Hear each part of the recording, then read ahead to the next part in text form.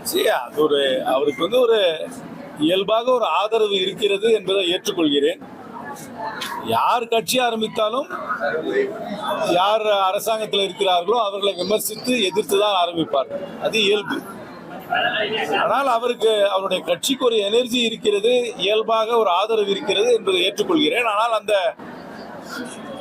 ஆதரவு எனர்ஜி என்பது ஒரு வடிவமாக உருவமாக மாறி தேர்தலை சந்தித்து ஒரு கணிசமான வாக்குகளை பெற்று சீட்டுகளை வெல்வார்களா இல்லையா என்பது இன்றைக்கு எனக்கு சொல்ல முடியாது. ஆனால் அவருக்கு ஒரு ஆதரவு இருக்கிறது என்பதை ஏற்றுக்கொள்கிறேன்.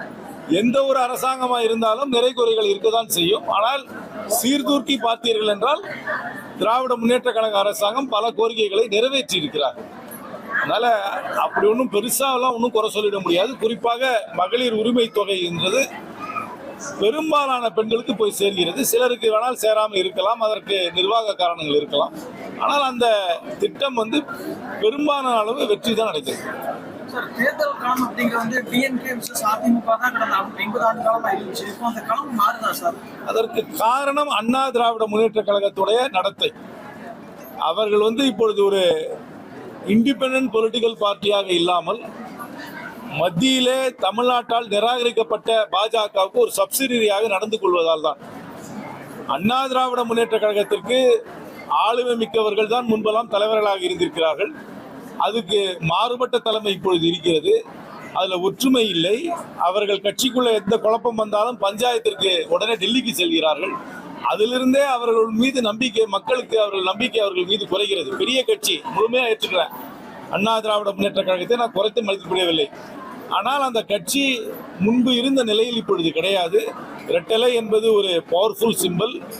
ஆனாலும் அவர்களுக்கு ஆளுமைமிக்க தலைவர்கள், அவர்களுக்குள்ள பிரச்சனைகள், அதுக்கப்புறம் எந்த பஞ்சாயத்தாக இருந்தாலும் டெல்லிக்கு போகிறது அவங்களுக்கு ஒரு பெரிய மைனஸாக இருக்குது. எல்லாத்தோட பெரிய மைனஸ் அவங்க பாஜக கூட கூட்டணி வச்சது. தமிழ்நாட்டில் ஒரு அரசியல் நியதி உண்டு. பாஜக யாரோட கூட்டணி வச்சாலும் அது வழங்காது.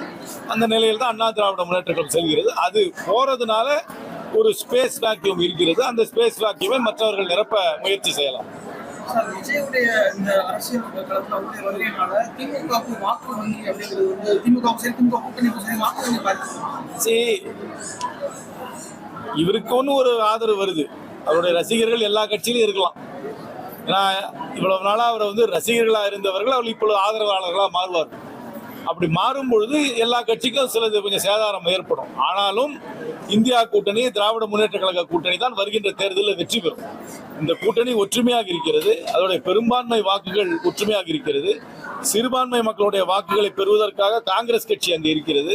அதனால் இந்த கூட்டணி தான் வெற்றி பெறும். ஆனால் அவருடைய ரசிகர்கள் மற்ற இயக்கத்தில் இருந்தாலும் இந்த அவர் தனியாக கட்சி ஆரம்பித்திருக்கிறதுனால அவர் பக்கம் திரும்புறதுக்கு வாய்ப்பு இருக்கு. சார், இந்தியா பாகிஸ்தான் மேட்ச் முடிஞ்சிருக்கு. அதில் மேட்ச் முடிஞ்சதுக்கப்புறம் நம்ம இந்திய வீரர்கள் பாகிஸ்தான் வீரர்களுக்கு கை கொடுத்தாங்க. அது ஒரு பெரிய பேசுபொருளாக விளையாட்டையும் அரசியலையும் சேர்க்கக்கூடாது. இது என்னுடைய கருத்து என்னன்னா, இது ஒரு டோர்னமெண்ட். இந்த டோர்னமெண்ட்ல இந்தியா பங்கேற்குது. இந்த பங்கேற்கும் பொழுது எதிர்த்து யார் ஆடுறான்றது இந்தியா நிர்ணயம் பண்றதில்ல. அந்த டோர்னமெண்ட்ல யாரெல்லாம் என்ட்ரி கொடுக்குறாங்களோ அவங்க கூட ஆடிதான் ஆகணும். அதனால என்னை பொறுத்த வரைக்கும் விளையாட்டையும் அரசியலையும் கலக்கக்கூடாது. இந்தியாவுக்கும் பாகிஸ்தானுக்கும் ஒன்றும் எல்லா விதமான ராஜாங்க உறவும் ஒன்றும் முறியலையே. அப்படி முறிஞ்சதுன்னா இந்திய தூதர் பாகிஸ்தான்ல இருக்கக்கூடாது, பாகிஸ்தான் தூதர் இந்தியாவில் இருக்கக்கூடாது. இந்தியாவுக்கும் பாகிஸ்தானுக்கும் சில பிரச்சனைகள் இருந்தாலும் இது விளையாட்டோட கலக்கக்கூடாது. கிரிக்கெட்னால நீங்க கவனிக்கிறீங்க, பேட்மிண்டன்ல பாகிஸ்தான் பிளேயரோட ஆடுறோமா, டென்னிஸ்ல பாகிஸ்தான் பிளேயரோட எதிர்த்து ஆடுறோமா, செஸ்ல ஆடுறோமா நீங்க கவனிக்கிறது கிடையாது. இது கிரிக்கெட்டா இருக்கிறதுனால ரொம்ப கவனிக்கிறீங்க. ஆனா என்னை பொறுத்த வரைக்கும் விளையாட்டையும் அரசியலையும் கலக்க வேண்டாம். ஒரு டோர்னமெண்ட்ல நம்ம என்டர் பண்ணோம்னா எதிர்த்து எந்த நாடு வந்தாலும் ஆடித்தான்.